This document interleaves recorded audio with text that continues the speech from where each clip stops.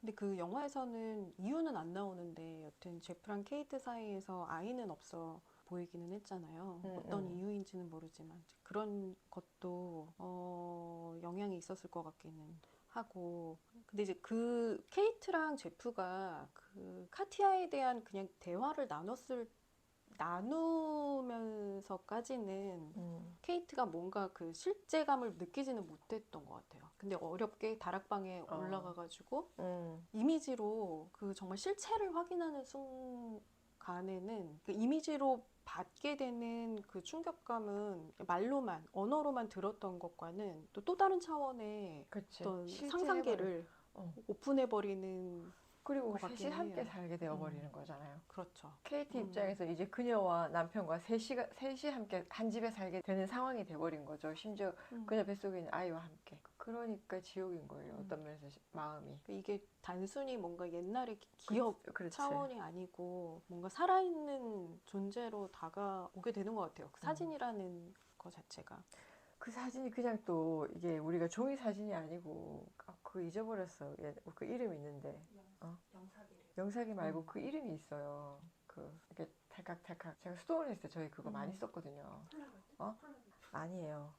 있어 하여튼. 네, 네. 근데 그게 마치 살아있는 영상 같은 느낌을 주잖아요. 이 화면으로 비춰서 단순히 그냥 사진이 아니라 사진인데 이게 영상기에 투영이 되면서 그리고 굉장히 크게 나왔고 되게 인상적이었던 것 같아요. 그것도. 그러니까 마치 그녀가 살아서 아이를 뵌 그녀가 생생하게 살아있는 느낌? 케이트 옆에서, 제프 옆에서. 어떠실 것 같으세요? 만약에 내가 사랑하는 사람이 뭐 남편이든 아니든 내가 사랑하는 남자의 과거가 오픈이 되고 그런 상태라고 하면 어떠실 것 같으세요? 솔직하게 얘기해주세요. 그런 거는 있을 수 있을 것 같아요. 그런 건 있을 수 있어요. 있는데 중요한 건 그 남자의 반응일 것 같아요. 그렇지. 그걸 대하는 그 남자의 반응에서 많은 것들이 결정될 수 있을 것 같아요. 그게 결국 이 여성은 이 관계 중심이라고 하는 게 바로 그런 거거든요. 그의 태도를 통해서 이 관계 안에 존재한다, 여자는. 그러니까 제프의 어떤 태도 안에서 이 케이트가 자신에 대한 어떤 이 남자의 태도, 그걸 확인해야 되는데, 그 부분이 연인 관계든 남녀 사이에서 갈등의 지점이 그 지점인 것 같아요. 말하자면 이런 거 있잖아요. 이거 좀 너무 비약적이고 너무 좀 뜬금없는 얘기는 한데 제가 얘기 들었던 중에 어떤 남녀가 이제 두 사람이 둘 다 혼외 관계였던 거죠. 뜨겁게 사랑을 했어요.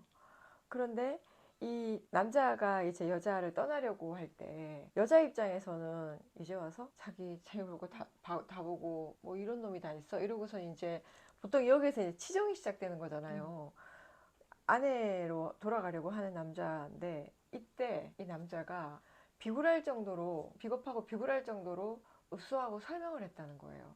돌아가야 되는 뭔가 이유에 대해서. 관계를 정리해야 되는 그러니까 이유에 내가 대해서. 너를 사랑하는데 어쩔 수 없어. 이게 아니고 사랑이고 뭐를 떠나서 나는 일단 갈 수밖에 없다라는 거를 정말 자신의 모든 에너지를 다 써서 그때 여자가 미련이 안 남더라는 거예요. 그게 무슨 얘기냐면 태도. 이 사람이 이렇게 비루하고 남루해지면서까지 이렇게까지 돌아가야 하는 어쨌든 그것도 무슨 얘기냐면 아유 그래 뭐 아유 이 비겁한 놈 이게 아니라 그 어떤 이별을 고하고 비겁한 선택을 하는 선택에마저도 있는 힘을 다해서 자신한테 뭔가를 꺼내서 사용하는 이 태도 때문에 어느 정도는 마음이 풀리더라는 거죠. 그러면서 그냥 놔지더라는 거예요.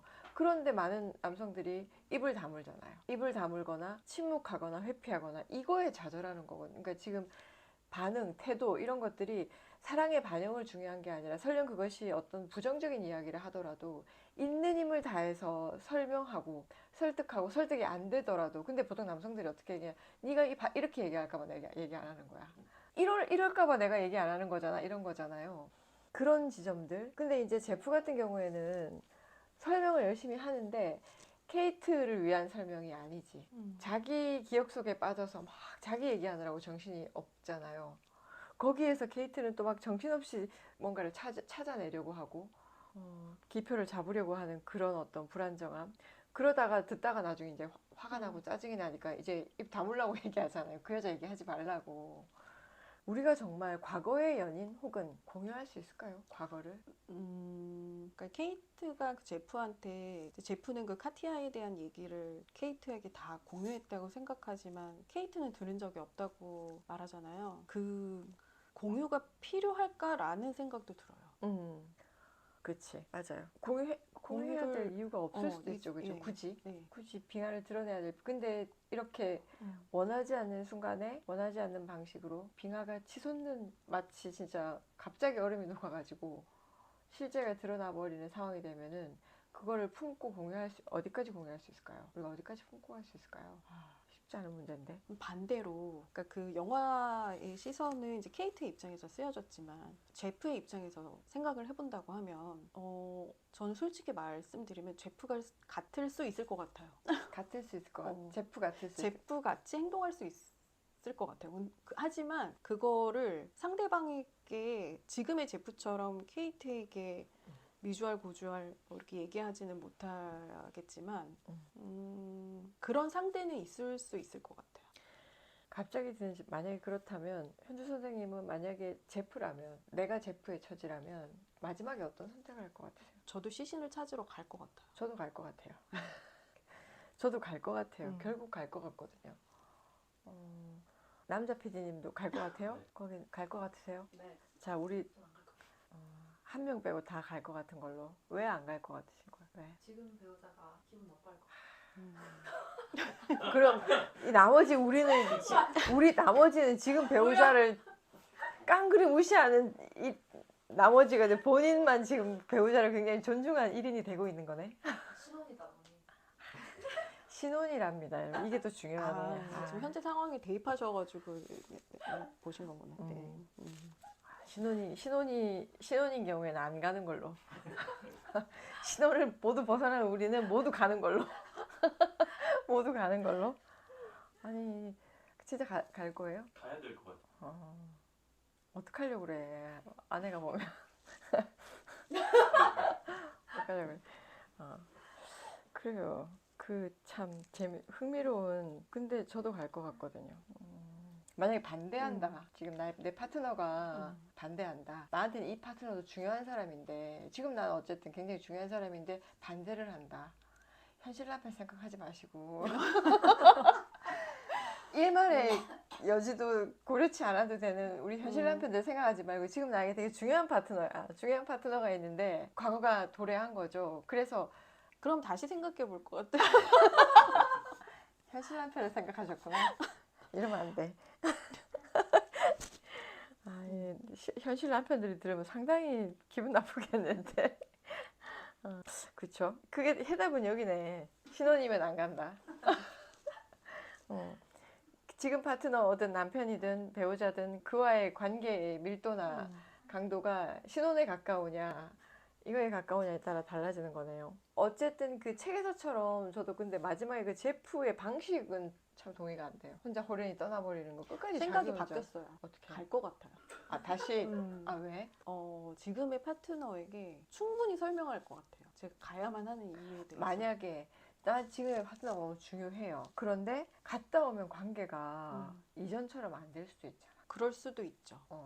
그럼에도 불구하고 나는 그럼에도 불구하고 그 빙하에 묻혀있던 그 이전에 내가 사랑했던 그 대상은 제가 매듭을 지어야 된 저도 것 그렇게 같아요. 생각해요. 네. 이게 정신적인 측면에서도 가는 게 맞다. 그리고 그걸로 인해서 이 관계의 변화가 온다면 그리고 이 관계의 만약에 한계다. 그 상대 파트너가 반대를 해서 못 가게 된다고 하는 상황이 벌어진다고 하면 그거 자체가 지금의 파트너와의 관계에 매우 큰 영향을 줄 것 같기도 해요. 그리고 오히려 그 과거를 붙들어매는 거죠. 그죠? 그렇죠. 애도를 끝내지 못하게 하는 거니까 사실은 과거를 붙들어매서 진짜 셋이 같이 살아야 되는 상황이 생기는 건데 그러니까 이쪽도 저쪽도 이미 그 어떤 실제가 드러남으로 해서 이전과는 같을 수가 없는 거잖아요. 그죠? 근데 우리가 어떻게 정말 관계를 소중하게 지키기 위해서 그 실제를 받아들일 수 있느냐. 물론 이상적으로는 성숙하게 그거를 받아들이고 뭐 보내주고 뭐 이렇지만 그 영화상에서 그 여주인공의 표정이나 불안이 드러냈듯이 전 진짜 공감했거든요. 결코 그게 아름답게 우리는 수용할 수 있는 그렇게 편안한 일이 아닌데 갔다 와도 달라지고 가지 않아도 달라져요. 그럼에도 그렇다면 저도 반드시 가야 된다고 생각해요. 매듭을 지어서 설령 이렇게 돌아와서 지금 파트너와의 관계에 어떤 치명적인 문제가 된다면 이 또한 어쩔 수 없는 이 관계 안에서 네. 겪어내야 하는 내 맞아요. 서사에 대한 책임 네. 아닌가? 내가 짊어져야 되는. 그래서 이런 선택들이 가장 나 자신의 서사에 대한 어떤 윤리적인 선택들일 수도 있겠다 이 생각이 들기는 해요. 그런 지점에서는 제프의 선택이 맞다? 볼 수도 있네요. 방식은 마음에 들진 않았지만. 근데 이제 제프를 보면은 뭔가 그 카티아라는 존재에 대해서 일부러 숨기려는 의도가 있거나 하지는 않았었던 거잖아요. 그런데 그 여튼 상대방이 나와 공유하지 않았던 어떤 감정이나 그런 경험이 있다는 것 자체만으로도 그 상대방은 굉장히 불안을 느끼고 낯선 타자가 돼버리니까. 그죠. 소외감을 느끼게 되잖아요. 관계에서. 소외감. 이게 왜 그런 거 있잖아요. 진짜 그게 이 여성들에게 특히 굉장히 큰 불안인 것 같아요. 상대가 갑자기 낯선 타자가 되어버리는 거. 말하자면 그 단순히 숨겼다는 게 문제가 아니라 이방인처럼 느껴지는 거잖아요.